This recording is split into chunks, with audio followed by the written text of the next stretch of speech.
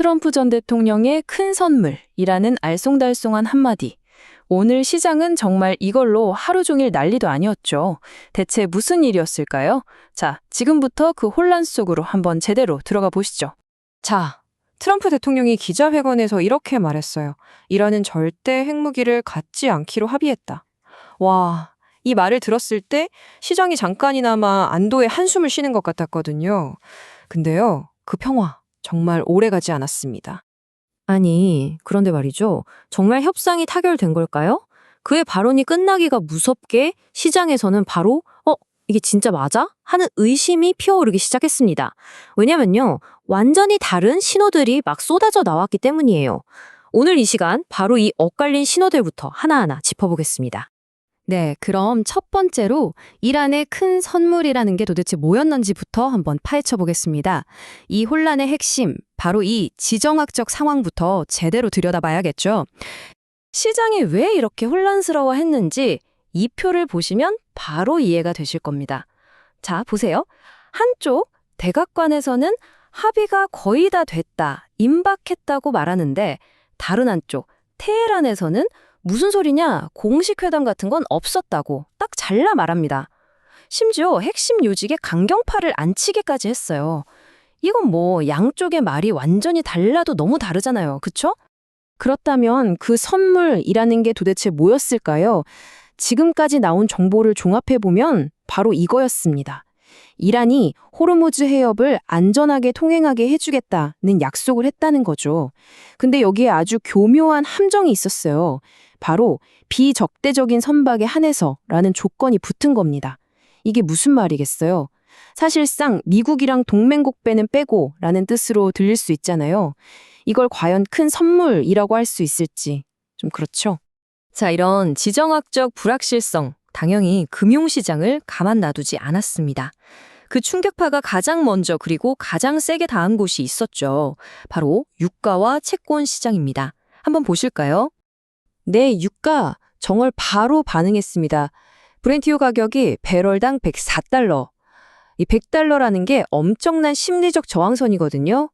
이걸 그냥 가뿐하게 넘어버린 겁니다.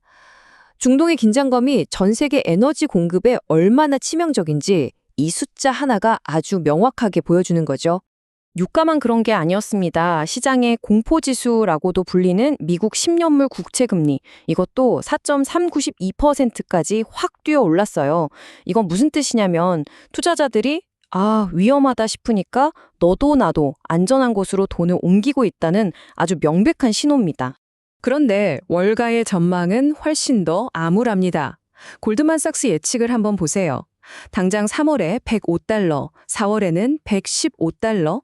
이게 만약에 최악의 상황으로 치닫는다면, 그러니까 호르무즈 해협이 완전히 막히는 상황이 온다면 무려 160달러까지 갈 수 있다는 겁니다. 정말 상상하기 힘든 숫자죠. 자, 이제 좀 더 시야를 넓혀볼게요.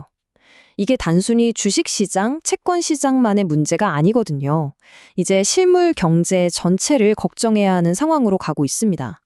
그러면서 정말 듣고 싶지 않았던 그 단어, 스태그플레이션이라는 말이 다시 나오고 있어요. 스태그플레이션, 들어는 보셨을 텐데 이게 정말 최악의 조합입니다.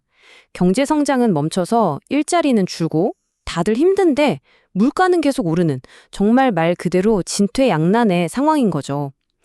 그런데 우리가 왜 지금 이 단어를 다시 꺼내들 수밖에 없는지 다음 데이터를 보시면 아마 하실 겁니다. 자, 이게 S&P 글로벌에서 나온 최신 PMI 데이터인데요.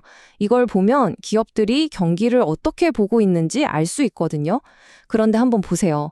미국, 유로존, 일본, 이름만 대면 알만한 주요 경제권들이 전부 다 성장세가 둔화되고 있습니다. 여기서 정말 중요한 포인트는 뭐냐면 이게 이번 유가 충격이 터지기도 전부터 이미 이랬다는 거예요. 세계 경제의 엔진이 안 그래도 빌빌거리고 있었는데 거기에 기름값 쇼크까지 온 거죠. 그리고 이건 그냥 제 뇌피셜이 아닙니다. 이 데이터를 직접 분석한 S&P 글로벌의 수석 이코노미스트가 딱 집어서 이렇게 말했어요. 성장 둔화와 물가 상승이라는 달갑지 않은 조합, 스태그플레이션의 위험이 커지고 있다고요. 그러니까 안 그래도 식어가던 경제에 이번 유가 급등이 말 그대로 기름을 부어버린 셈이 될 수 있다는 아주 심각한 경고입니다. 그런데 오늘의 이 충격이 이란 문제뿐만 아니라 그동안 우리가 모르고 있었거나 혹은 애써 외면했던 시장의 다른 약한 고리들까지 전부 수면 위로 끌어올렸습니다. 시장에 숨겨진 균열들 지금부터 한번 보시죠. 네, 맞습니다. 모두가 이란 그리고 유가만 쳐다보고 있을 때 사실 시장의 다른 구석에서는 이미 빨간불이 깜빡이고 있었어요. 이번 충격이 마치 지진처럼 표면 아래에 숨어있던 금융 시스템의 균열을 그대로 드러내버린 겁니다. 그 첫 번째 균열이 바로 사모대출 시장이라는 곳에서 나타났습니다. 이게 뭐냐면 쉽게 말해 은행이 아닌 곳에서 기업들에게 돈을 빌려주는 일종의 그림자 금융시장이거든요. 그런데 최근에 여기서 투자자들이 내 돈 빼달라고 환매 요청이 막 쏟아진 거예요. 그러자 아폴로나 아레스 같은 거대 운용사들이 지금은 5%까지만 내어줄 수 있다고 인출을 막아버린 거죠. 사태가 심상치 않으니까 이제는 SEC나 ECB 같은 규제 당국까지 직접 나서서 들여다보기 시작했습니다.